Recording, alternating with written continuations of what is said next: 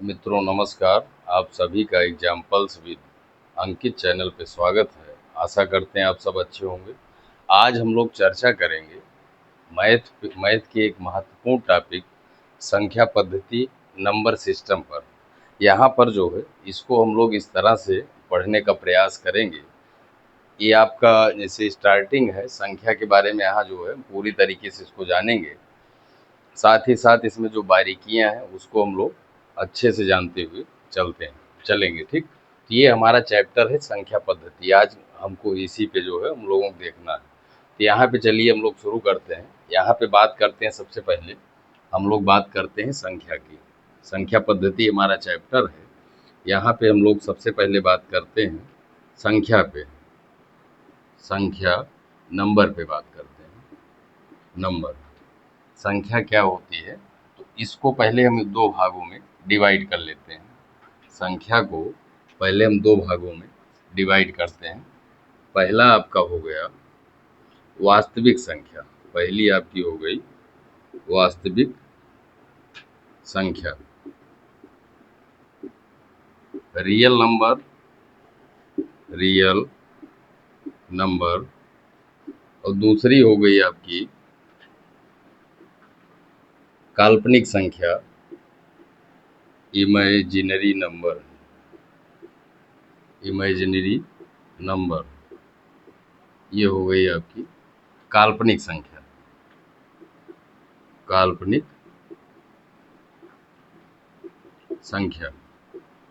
यहाँ पे पहले थोड़ा सा हम जो हमारा सिलेबस है उसमें हमको वास्तविक संख्या के बारे में पढ़ना है।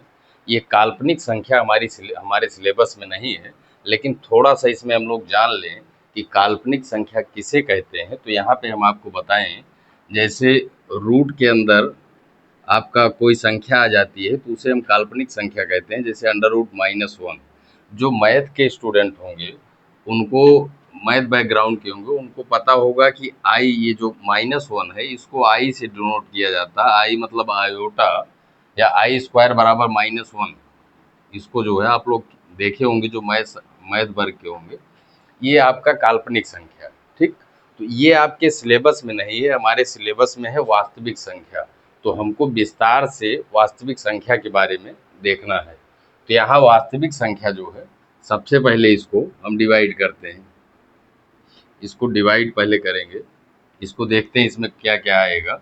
तो पहले हम लोग डिवाइड करेंगे इसको परिमेय संख्या, परिमेय संख्या, परिमेय संख्याएं, परिमेय संख्या, रेशनल नंबर,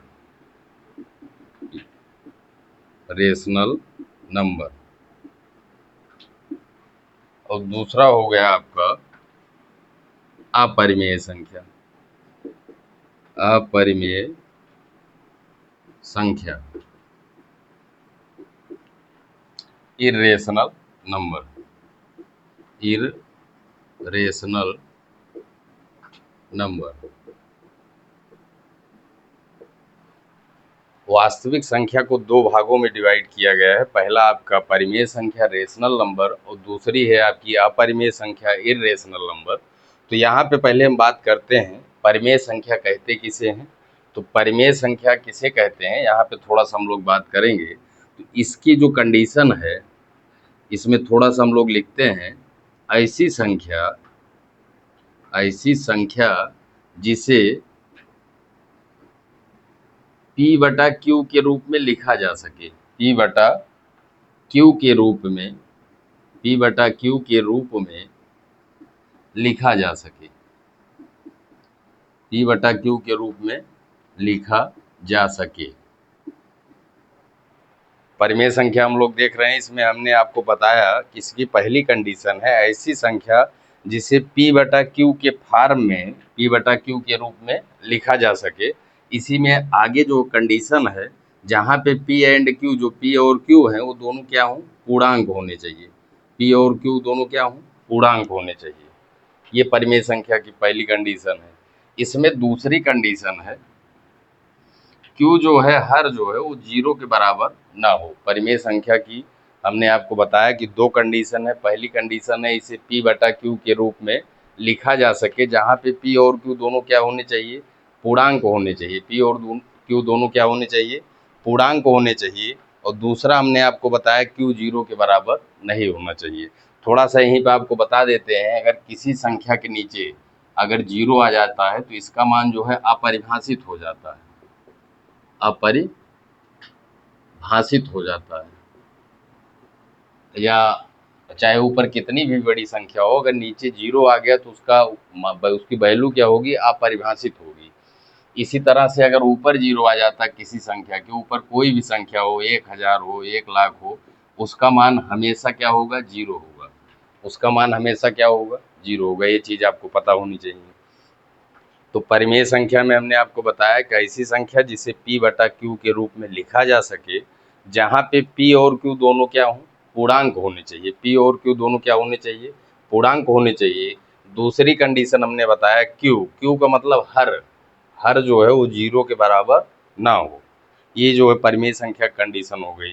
जैसे इसमें अगर हम लोग कुछ एग्जाम्पल्स देखें, एग्जाम्पल जैसे आपका 5 हो गया, 7 हो गया, या 22/7 हो गया, कोई भी इस तरह संख्या है, अंश बटे हर के रूप में भी अगर है और पूर्णांक है अंश और हर, ये कंडीशन जो बताई गई है अगर वो पूरी कर रही थी, क्या होगी, परिमेय संख्या होगी। तो यहाँ पे हम लोग देखें अपरिमेय संख्या में क्या होगा, जो इस कंडीशन को पूरी नहीं करेगी वो अपरिमेय संख्या होगी। मतलब जिसे p बटा q के रूप में ना लिखा जा सके, जिसे p बटा q के रूप में ना लिखा जा सके, वो आपकी क्या होगी, अपरिमेय संख्या होगी। इसमें कौन कौन से आएंगे, तो थोड़ा सा यहाँ पे अगर हम लोग बात करें तो जैसे आपका अंडर रूट 2 है, अंडर रूट 3 है, या जो है आप पाई जो है जानते होंगे, ये सभी क्या है, अपरिमेय संख्या है। जैसे पाई का मान जो है, हम लोग सवालों को लगाते समय पाई का मान 22/7 सुविधा के हिसाब से ले लिया जाता है कैलकुलेशन करने के लिए। वैसे जो है इसका मान जो है दशमलव के बाद काफ़ी आगे इसे अनंत तक जो है संख्याएं आती रहेंगी, तो इसे p बटा q के रूप में नहीं लिखा जा सकता। ये आपकी क्या हो गई, अपरिमेय संख्या हो गई। तो यहाँ पे हमने परिमेय देखा और अपरिमेय देखा। इसके बाद थोड़ा सा जो है, इसके बाद जो है हम लोग इसी परिमेय संख्या में इसके आगे एक बनाते हैं संख्या रेखा। देखिए, अगर इसी में हम एक बनाएं, इसी के नीचे एक बनाते हैं नंबर लाइन, संख्या रेखा, या इसी को नंबर लाइन,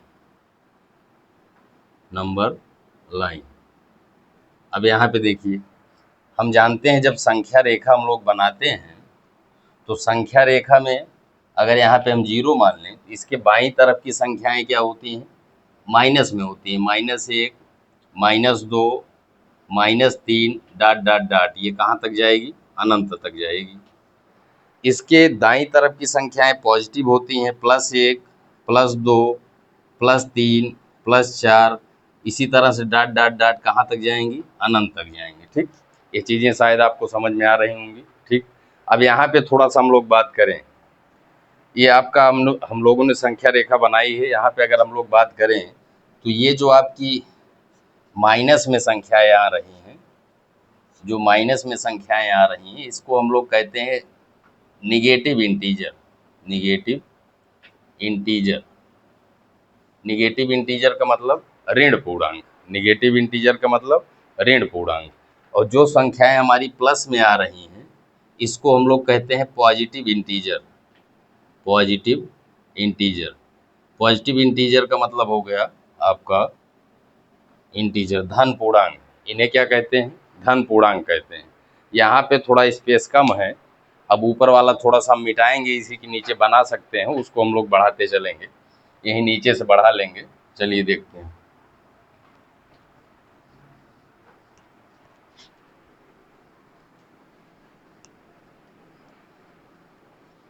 यहाँ पे हम लोग जो है संख्या के बारे में बात कर रहे हैं। चलिए, इतना हो गया है। संख्या रेखा हमने बनाया है, संख्या रेखा को हम ऊपर बना लेते हैं, थोड़ा सा स्पेस का इशू है। तो तो इस यहाँ जो है नंबर लाइन को हम ऊपर बना लेते हैं। ये परिमेय संख्या में चल रहा है, नंबर लाइन। हमने आपको बताया बीच में 0 होता है, इसके बाईं तरफ की संख्याएं ऋणात्मक, -1, -2, -3 डॉट डॉट डॉट ऐसे कहाँ तक, अनंत तक। इसके दाईं तरफ की संख्याएं धनात्मक होती हैं, 1 2 3 4 डॉट डॉट डॉट ऐसे कहाँ तक जाएंगे, अनंत तक जाएंगे। हमने आपको बताया जो माइनस में संख्याएं लिखी गई हैं इसको हम लोग कहते हैं निगेटिव इंटीजर या ऋण पूर्णांक, निगेटिव इंटीजर, इसे क्या कहते हैं, ऋण पूर्णांक। ये जो आपका धनात्मक में संख्याएं लिखी गई हैं इसको हम लोग कहते हैं पॉजिटिव इंटीजर या धन पूर्णांक, धन पूर्णांक। ठीक, ये आपका जीरो के बाईं तरफ जो संख्याएं माइनस में लिखी गई हैं वो आपकी ऋण पूर्णांक हैं, जो संख्याएं प्लस में लिखी गई हैं वो सभी क्या है, धन पूर्णांक है। अब इसी में थोड़ा सा हम देखते हैं, ये जो धन पूर्णांक है इसी को ही हम लोग कहते हैं प्राकृत संख्या, प्राकृत संख्या, इसी को हम लोग क्या कहते हैं, प्राकृत संख्या, नेचुरल नंबर, नेचुरल नंबर। इसी धन पूर्णांक को हम लोग क्या कहते हैं, प्राकृत संख्या कहते हैं। ठीक, तो यहाँ पे प्राकृत संख्या में क्या आएगा, 1 2 3 4 डॉट डॉट डॉट ये अनंत तक, ये सभी क्या है, प्राकृतिक संख्याएं हैं। अगर आपसे पूछा जाए प्राकृतिक संख्याएं क्या हैं, तो यहाँ पे हमने देखा पॉजिटिव इंटीजर, अगर इसको हम लोग परिभाषा में लिखना चाहें तो कह सकते हैं कि गिनती की जो सभी संख्याएं हैं, गिनती की सभी धनात्मक संख्याएं जो हैं उसे हम लोग क्या कहते हैं, प्राकृतिक संख्या कहते हैं। ये आपका हो गया प्राकृतिक संख्याएं हो गई। अब ये जो प्राकृतिक संख्याएं हैं अगर इसको हम थोड़ा सा इसको फिर बांटें तो यहाँ पे देखिए इधर हम लोग कर लेते हैं, इसको अगर हम लोग बांटें प्राकृतिक संख्याओं को तो इसको दो भागों में फिर हम लोग बांट सकते हैं। एक है आपका सम संख्या, सम संख्या, और दूसरी है आपकी विषम संख्या, विषम संख्या। सम संख्या ये आपका हो गया इवन नंबर, इवन नंबर, तो ये आपका हो गया ऑड नंबर, ऑड नंबर। अब यहाँ पे हम लोग देखते हैं सम संख्याएं क्या होती हैं और विषम संख्याएं क्या होती हैं। तो सम संख्याओं की अगर हम लोग बात करें तो सम संख्याएं ऐसी संख्याएं होती हैं जो 2 से कट जाएं, जैसे आपका 2 है, 4 है, 6 है, डॉट डॉट डॉट इस तरह से।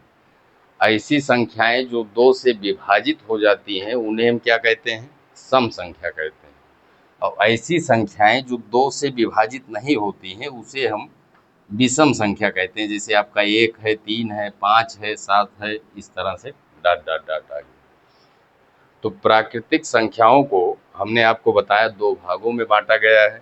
पहली है आपकी सम संख्या, इवन नंबर, इसमें हमने आपको बताया इसके अंतर्गत ऐसी संख्याएं आएंगी जो 2 से क्या हो, विभाजित हो जाएं, उसे हम क्या कहेंगे, सम संख्या कहेंगे। उसके बाद हमने आपको बताया विषम संख्या, आड नंबर, आड नंबर उसे कहते हैं जो संख्याएं 2 से विभाजित नहीं होती हैं, उसे हम क्या कहते हैं, विषम संख्या कहते हैं। ये आपका हो गया सम संख्या हो, इसके बाद विषम संख्या हो गया।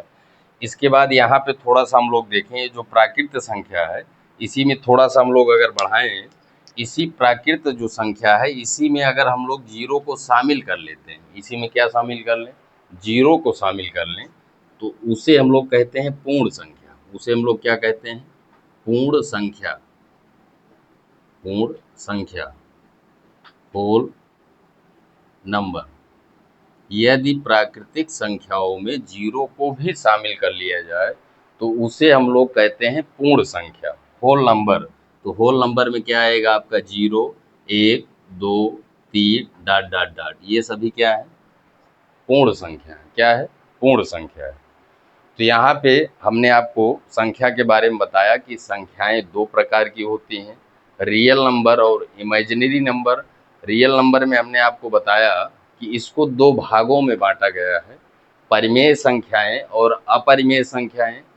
परिमेय संख्या में हमने आपको बताया कि परिमेय संख्या उसे कहते हैं जिसे P बटा Q के रूप में लिखा जा सके, अंश और बटे हर के रूप में लिखा जा सके, और उसमें दूसरी कंडीशन हमने आपको बताया कि उसका हर जो क्यू है वो 0 के बराबर ना हो, उसे हम क्या कहेंगे, परिमेय संख्याएं कहेंगे। एग्जाम्पल के रूप में जैसे आपका कोई संख्या है 5 है, 7 है, 4 है, या कोई भिन्न में लिखी गई संख्या है जैसे 3/4 है, 5/6 है, इस तरह से जो लिखी गई संख्याएं हैं सभी क्या होंगी, परिमेय संख्याएं होंगी। उसके बाद हमने आपको बताया अपरिमेय संख्या, इर्रेशनल नंबर। उसमें हमने आपको बताया कि ऐसी संख्याएं जो परिमेय नहीं होंगी वो क्या होंगी, अपरिमेय होंगी।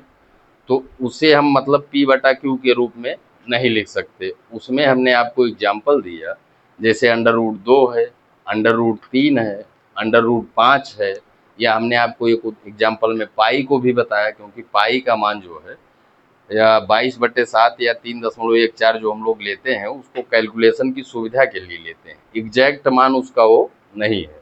ठीक, तो वो हो गया आपका अपरिमेय संख्या। उसके बाद फिर परिमेय संख्या में हमने एक संख्या रेखा बनाई।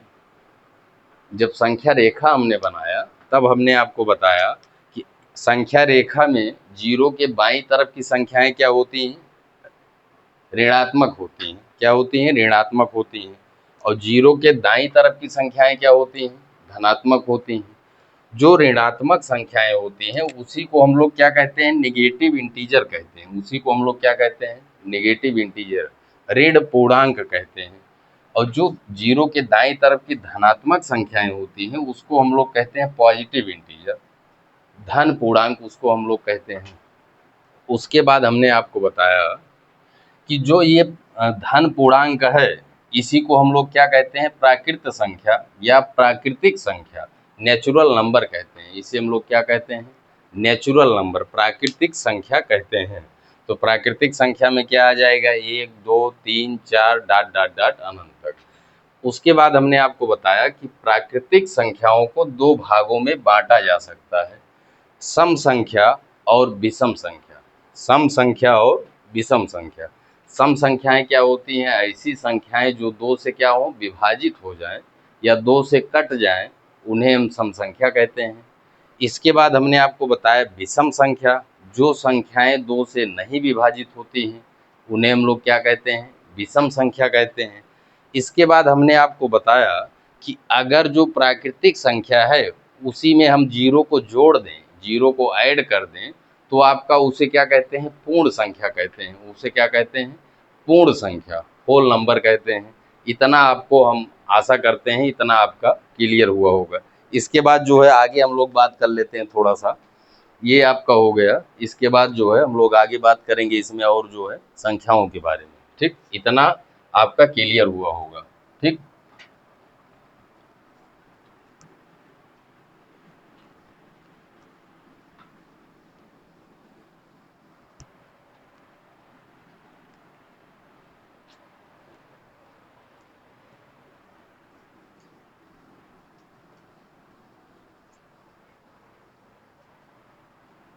इसके बाद आगे हम लोग बात करेंगे अभाज्य संख्याओं की। इसके बाद हम लोग आगे बात करेंगे अभाज्य संख्याएं, अभाज्य संख्याएं, या इसी को जो है हम लोग कहते हैं रूढ़ संख्या। इसी को क्या कहते हैं, रूढ़ संख्या, प्राइम नंबर, प्राइम नंबर। यहाँ पे हम लोग देखेंगे अभाज्य संख्याएं, प्राइम नंबर क्या होता है। तो अभाज्य संख्याएं, इसमें अगर हम लोग बात करें, इसमें अगर हम लोग बात करें तो इसमें आएंगी ऐसी संख्याएं, ऐसी संख्याएं, संख्याएं जिसके केवल दो गुणनखंड हो, जिसके केवल दो गुणनखंड हो,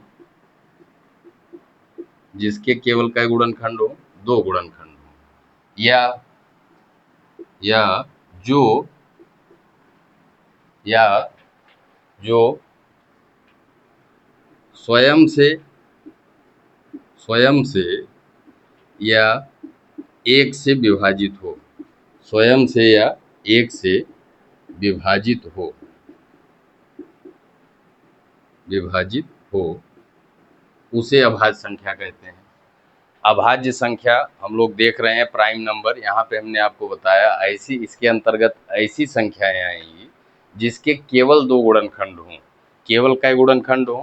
केवल दो गुणनखंड जिसमें हों, ऐसी संख्याओं को हम क्या कहेंगे? अभाज्य संख्या कहेंगे। केवल दो गुणनखंड या इसी को हम कह सकते हैं जो या तो स्वयं से कटें या एक से कटें, उसके बाद किसी अन्य संख्या से ना कटे, उसे हम क्या कहेंगे? अभाज्य संख्या कहेंगे, प्राइम नंबर कहेंगे। अभाज्य संख्याओं की अगर यहाँ पे हम लोग बात करें तो अभाज्य संख्याओं में जैसे आपका 2 है, 3 है, 5 है, 7 है, डॉट डॉट डॉट, इस तरह से देखें। जैसे आपका 2 की हम बात करें, 2 की यहाँ पे बात करें तो 2 जो है सबसे छोटी अभाज्य संख्या है। 2 क्या है? सबसे छोटी अभाज्य संख्या है। कभी कभी ये भी पूछा जाता है, ये आपकी सबसे छोटी अभाज्य संख्या है। सबसे छोटी अभाज्य संख्या, सबसे छोटी अभाज्य संख्या है। सबसे छोटी अभाज्य संख्या क्या है? 2 है।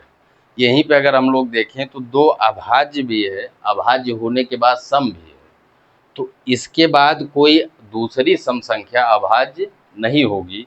इसका मतलब जो है, अगर हम अभाज्य संख्याओं की बात करें तो उसमें केवल और केवल एक सम संख्या अभाज्य है, जो कि क्या है? 2 है, और सबसे छोटी अभाज्य संख्या भी 2 है।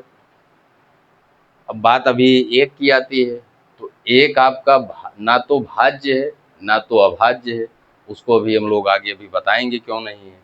यहाँ पे थोड़ा सा ध्यान रखेंगे, अगर यहाँ पे थोड़ी सी हम और बात करें तो 1 से लेकर 1 से 50 तक में 15 अभाज्य संख्याएं।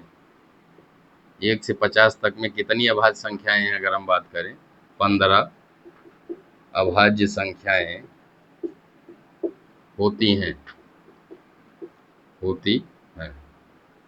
1 से 50 तक में कितनी अभाज्य संख्याएं होती हैं? तो हम क्या बताएंगे? 15 अभाज्य संख्याएं होती हैं। इसको आप लोग काउंट कर सकते हैं लिख के। 1 से अगर हम लोग 100 तक में बात करें, 1 से 100 तक में, इसमें जो है आपकी 25 अभाज्य संख्या होती है। कितनी? 25 अभाज्य संख्याएं होती हैं, ये आपको पता होना चाहिए। तो यहाँ पे हम लोग अभाज्य संख्या देख रहे हैं। यहाँ पे हमने आपको अभाज्य संख्या बताया ऐसी संख्याएं जिसके केवल दो गुणनखंड हों, या ऐसी संख्या जो या तो स्वयं से कटे या एक से कटे, उसे हम कहते हैं अभाज्य संख्या। फिर हमने इसके उदाहरण में देखा कि अभाज्य संख्याएं शुरू कहाँ से होती हैं? 2 से शुरू होती हैं। जैसे आपका 2 है, 3 है, 5 है, 7 है, ये सभी क्या है? अभाज्य संख्याएं हैं। ये जो संख्याएं, जैसे आपका 2 है, 2 या तो जो है आपका 2 से कटेगा, 2 या तो आपका 1 से कटेगा, और किसी संख्या से नहीं कटेगा। इसी तरह तरीके से अगर हम लोग 3 की बात करें तो 3 या तो स्वयं 3 से कटेगा, 3 या तो किससे कटेगा? 1 से कटेगा। ठीक। यहीं पे अगर मान लीजिए हम लोग 6 की बात करें तो 6 क्या अभाज्य है? तो 6 की अगर हम लोग बात करें तो 6 आपका 1 से भी कट जाएगा, 6 आपका 2 से भी कट जाएगा, 6 आपका 3 से भी कट जाएगा, और 6 आपका 6 से भी कट जाएगा। तो इसके 2 से ज़्यादा गुणनखंड हो जा रहे हैं तो ये आपकी अभाज्य संख्या नहीं होगी। जो संख्याएं स्वयं से या एक से कटेंगी वो क्या होंगी? अभाज्य संख्या होगी। इसी में अगला है आपका, हमने यहाँ पे अभाज्य संख्याएं देख ली, उसके बाद हम लोग अगला देखेंगे भाज्य संख्याएं। अगला हम लोग देखेंगे भाज्य संख्याएं। भाज्य संख्याएं, या इसी को कहते हैं यौगिक संख्याएं, या इसी को क्या कहते हैं? यौगिक संख्याएं। भाज्य संख्याएं या यौगिक संख्याएं composite number, composite number, composite number. यहाँ पे हम लोग बात करें तो इसमें बात करेंगे अगर, तो इसमें आएगा ऐसी संख्याएं, ऐसी संख्याएं, संख्याएं जिसके 2 से अधिक गुणनखंड हो, जिसके 2 से अधिक गुणनखंड हो, 2 से अधिक गुणनखंड हो, 2 से अधिक गुणनखंड हो। ऐसी संख्याएं जिसके 2 से अधिक गुणनखंड होंगे उसे हम क्या कहेंगे? भाज्य संख्याएं या यौगिक संख्याएं कहेंगे, कंपोजिट नंबर। यहाँ पे अगर हम लोग बात करें तो भाज्य संख्याओं में जैसे हम लोग देखें, जैसे आपका 4 है, 4 की हम बात करें तो 4 आपका 1 से कट जाएगा, 4 आपका 2 से कट जाएगा, 4 आपका 4 से कट जाएगा। तो 2 से अधिक संख्याओं से विभाजित है तो ये आपका क्या होगा? ये आपकी भाज्य संख्या होगी। ये क्या होगा? भाज्य संख्या होगी। इसी तरीके से मान लीजिए हम लोग 8 की बात करें तो 8 आपका 1 से कट जाएगा, 8 आपका 2 से कट जाएगा, 8 आपका 4 से कट जाएगा, 8 आपका 8 से कट जाएगा। इसमें भी देखें ये जो 8 संख्या है ये 1 से अधिक संख्याओं से विभाजित है, ये भी आपकी क्या होगी? ये भी आपकी भाज्य संख्या या यौगिक संख्या होगी। तो हमने आपको यहाँ पे बताया था, थोड़ा यहाँ देख लेते हैं। एक आपका एक ना तो भाज्य है, ना तो भाज्य है और ना ही क्या है? ना ही अभाज्य है। एक आपका ना तो भाज्य है ना ही अभाज्य है। ऐसा क्यों है? हमने अभी आपको बताया कि अभाज्य संख्याएं वह होती हैं जिसके केवल कई गुणनखंड होते हैं? 2 गुणनखंड होते हैं। फिर उसके बाद हमने भाज्य संख्या देखा तो वहाँ पे हमने आपको बताया कि भाज्य संख्याओं के 2 से अधिक गुणनखंड होते हैं। तो यहाँ पे अगर हम लोग बात करें एक की, एक के केवल एक गुणनखंड क्या होता है? एक होता है। एक का केवल एक गुणनखंड एक होता है। तो ये जो एक है ना तो इसके समाज में आ रहा है ना तो इसके समाज में आ रहा है। तो एक जो है ना तो इस वाली कंडीशन को पूरा कर रहा है ना तो इस वाली को। तो एक ना तो यही संख्या होगी ना ये वाली संख्या होगी। मतलब एक आपका ना तो भाज्य है, ये आपका भाज्य भी नहीं है और ना ही क्या है? अभाज्य है। एक आपका ना तो भाज्य है ना ही क्या है? अभाज्य है। आशा करते हैं ये आपका क्लियर हुआ होगा। इसके बाद जो है कुछ हम लोग और देखते हैं। इतना आपका क्लियर हुआ होगा, इसके बाद हम लोग आगे कुछ इसके और देखते हैं।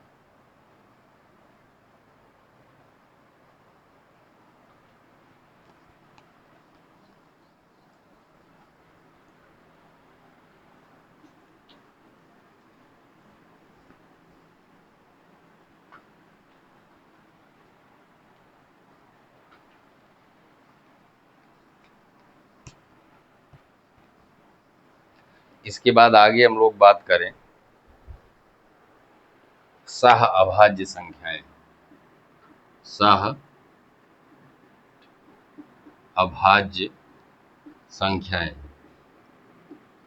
सह अभाज्य संख्याएं, इस पे बात करेंगे। को प्राइम नंबर, को प्राइम नंबर, को प्राइम नंबर। हम लोग बात करेंगे सहअभाज्य संख्याओं की। इसमें अगर हम लोग बात करें तो यहाँ पे हम थोड़ा सा आपको बता देते हैं। सहअभाज्य संख्याएं, इसमें आपको हम बता दें तो यहाँ पे थोड़ा सा इसमें कौन कौन आएंगे। तो इसके अंतर्गत आएंगी ऐसी संख्याएं जिनका HCF क्या हो? एक हो। ऐसी संख्याएं जिनका HCF क्या हो? एक हो, उन्हें हम क्या कहेंगे? सहअभाज्य संख्याएं कहेंगे। सहअभाज्य संख्याएं किसे कहेंगे? जिनका, ऐसी संख्याएं जिनका HCF क्या हो? एक हो। जैसे उदाहरण पे अगर एग्जाम्पल पे हम लोग बात करें, जैसे आपका 3 और 5 यहाँ पे लिखा गया है। अगर हम लोग बात करें ये आपकी सहअभाज्य संख्या है कि नहीं, तो 3 और 5 में अगर हम लोग कॉमन की बात करें तो इसमें कोई गुणनखंड कॉमन तो है नहीं। इसमें कॉमन सिर्फ क्या है? एक है। तो इसका HCF क्या है? एक होगा। तो ये संख्या क्या होगी? ये आपकी सहअभाज्य संख्या होगी। सहअभाज्य संख्या होगी। इसी तरह से अगर हम लोग बात करें 4 और 7 की बात करें, यहाँ पे बताइए 4 और 7 में अगर हम दोनों संख्याओं के HCF की बात करें तो दोनों संख्याओं का यहाँ पे एचसीएफ क्या होगा, दोनों संख्याओं का एचसीएफ, दोनों में कॉमन गुणनखंड की बात करें तो क्या है, एक है। ये जो आपका ये आपकी संख्या ये क्या होगी, सह अभाज्य संख्या होगी। देखने में यहाँ जो अभाज्य जोड़ा गया है इसको देख के लगता है कि यहाँ अभाज्य का कोई रोल होगा या सिर्फ अभाज्य संख्याओं की बात की जाएगी, लेकिन ऐसा है नहीं। सह अभाज्य संख्याओं में सिर्फ वही आएंगी जिनका सिर्फ एचसीएफ एक हो, वहाँ भाज्य और अभाज्य से मतलब नहीं है। जैसे यहाँ पे हमने आपको बताया 4 और 7 में, तो यहाँ पे इसका एचसीएफ एक है, तो ये संख्या आपकी सहअभाज्य संख्या होगी। यहाँ पे देखिए 4 अभाज्य तो है नहीं, तो इसको देख के लग रहा है ये सहअभाज्य नहीं होगी, लेकिन जब आप परिभाषा इसकी देखेंगे तो ये संख्या क्या होगी, सहअभाज्य संख्या होगी। इसी तरह से अगर हम लोग बात करें 6 और मान लीजिए 10 की बात करते हैं, 6 और 10 की बात करें, क्या ये जो है सहअभाज्य संख्या होगी। यहाँ पे अगर हम लोग कॉमन की बात करें तो यहाँ पे देखिए क्या इसका एचसीएफ एक है, इसका एचसीएफ अगर हम बात करें तो इसका अगर हम लोग फैक्टर करेंगे, इसको तोड़ेंगे तो इसको 2 गुणे 3 लिख सकते हैं, इसको 2 गुणे 5 लिख सकते हैं।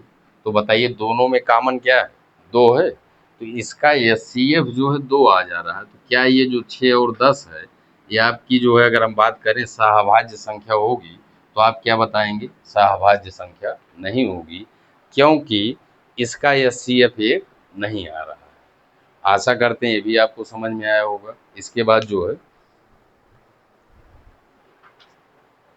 इसके बाद एक और है उसको हम लोग देख लेते हैं। इसके बाद जो है जुड़वा अभाज्य संख्याएं और देखते हैं। जुड़वा अभाज्य संख्याएं, जुड़वा अभाज्य संख्याएं,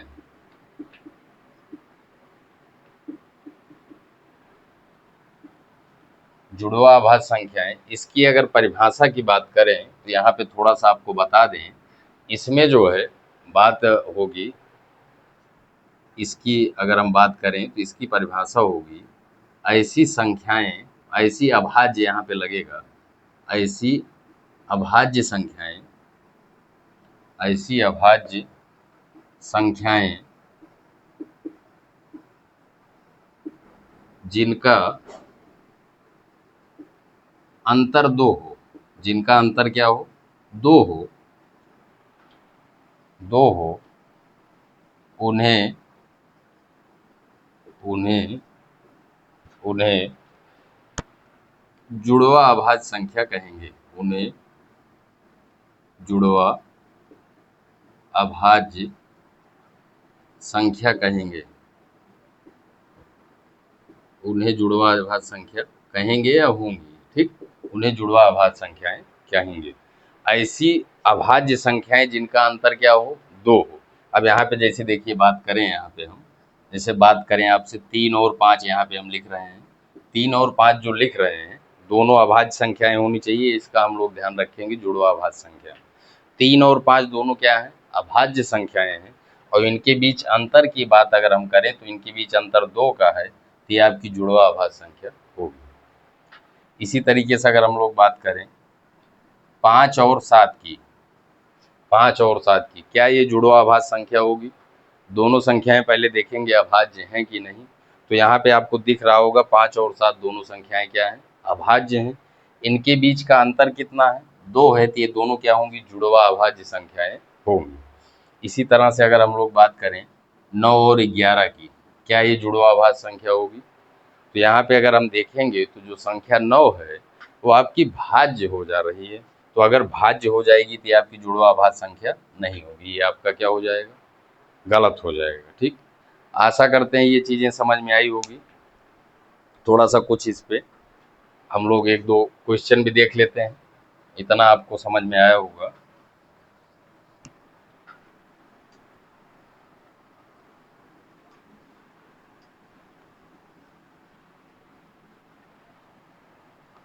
एक दो क्वेश्चन देखते हैं।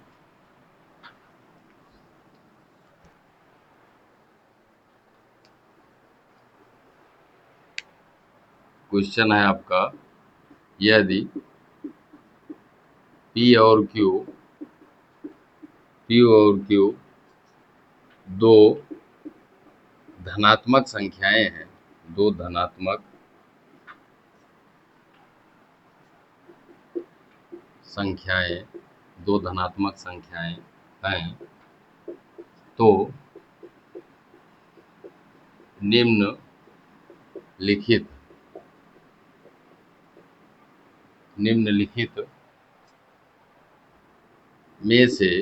में कौन विषम संख्या होगी, में कौन विषम संख्या होगी, में कौन विषम संख्या होगी, में कौन विषम संख्या होगी। ये आपका क्वेश्चन है। कह रहा है पी और क्यू दोनों धनात्मक संख्याएं, दो धनात्मक संख्याएं हैं, तो आपको बताना है निम्नलिखित में से कौन सी संख्या विषम होगी। पहला आपका ऑप्शन जैसे दिया जाता है P इंटू क्यू, दूसरा ऑप्शन आपको दिया जाता है P प्लस क्यू, तीसरा ऑप्शन आपको दिया जाता है P प्लस क्यू प्लस 1, और चौथा ऑप्शन है आपका P प्लस क्यू प्लस 2। ये चार ऑप्शन आपको दिए गए हैं। यहाँ पे बात की जा रही है P और Q दोनों धनात्मक संख्याएं हैं, तो निम्नलिखित में से कौन सी धनात्मक, यहाँ पे एक आप जोड़ लीजिए, धनात्मक सम संख्याएं हैं। P और Q धनात्मक क्या है, सम संख्याएं हैं, तो निम्नलिखित में से कौन संख्या विषम होगी। P और Q क्या है, कैसी संख्याएं हैं, सम संख्याएं हैं। तो यहाँ पे थोड़ा सा आपको हम यहाँ पे बता देते हैं, थोड़ा सा इधर देख लेते हैं।